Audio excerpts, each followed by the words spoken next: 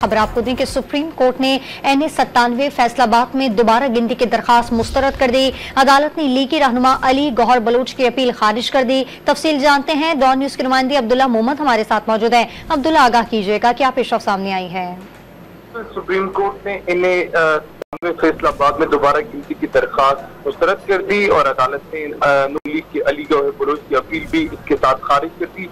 Justice Aminuddin Khan और justice Naeem Akhtar Afghan पर मुश्तमिल दो रुकनी बेंच ने केस की समाअत की और तहरीक इंसाफ के उम्मीदवार सादुल्लाह बलोच की कौमी असम्बली की रुकनीत जो है वो बरकरार रखी गई, जिसकी जस्टिस नईम अख्तर अफगान ने ट्विटर के रिकॉर्ड से दिखाए दोबारा गिनती की दरखास्त तब दी गई थी, जिस पर अली गौहर बलोच के वकील रिटर्निंग अफसर को दी गई दरखास्त ना दिखा सके, जबकि इसके साथ साथ इलेक्शन कमीशन ऑफ पाकिस्तान ने भी दरखास्त मौसूल न होने रिकॉर्ड पर ऐसी कोई दरखास्त मौजूद नहीं, डीजी इलेक्शन ने कहा।